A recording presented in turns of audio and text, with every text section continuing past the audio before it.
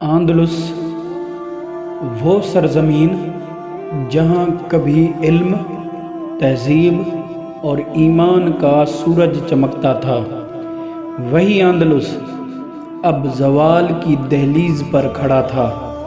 مسلمانوں کے محلات روشن تھے مگر دل کمزور ہو چکے تھے۔ علم کی محفلیں ماند پڑ گئیں اور اتحاد کی دیواریں ٹوٹنے لگیں۔ وہ امت جس نے دنیا کو علم سکھایا تھا اب خود جہالت میں گم تھی۔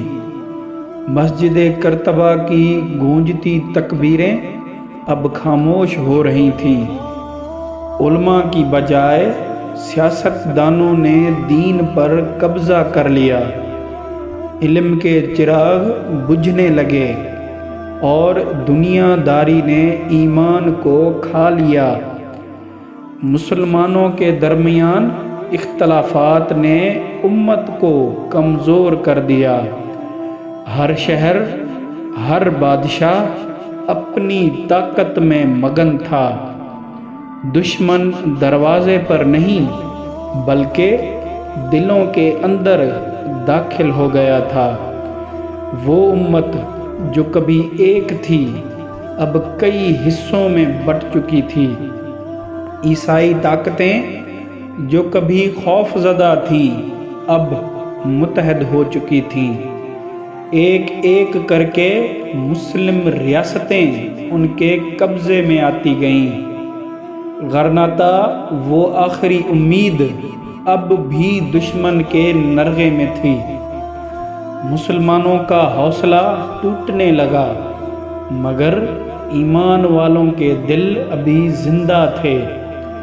غرناطہ کا آخری بادشاہ ابو عبداللہ پہاڑی پر کھڑا اپنے شہر کو دیکھ رہا تھا۔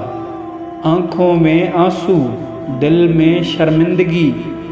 اس کی ماں نے کہا، جس زمین کو تم نے مردوں کی طرح بچایا نہیں، اب اس پر عورتوں کی طرح رو کیوں رہے ہو؟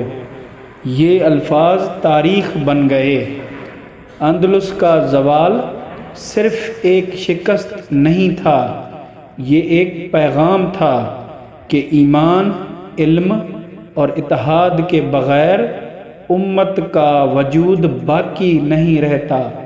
آج بھی اگر ہم قرآن، عدل اور علم کی روشنی کو تھام لیں تو اندلس پھر سے زندہ ہو سکتا ہے۔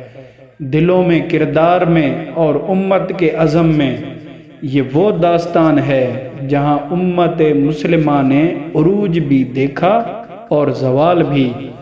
یہ ہے اندلس، ایمان، علم اور اتحاد کی سرزمین، جس نے دنیا کو روشنی دی مگر خود اندھیروں میں کھو گئی۔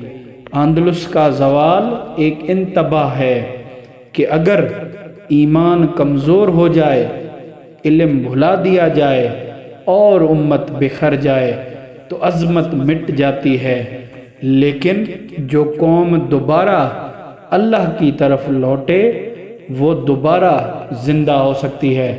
مزید ایسی ویڈیوز کے لیے ہمارا چینل سبسکرائب کر کے بیل آئیکن دبا دیں تاکہ ہمارے آنے والی ویڈیوز آپ دیکھ سکیں۔ شکریہ۔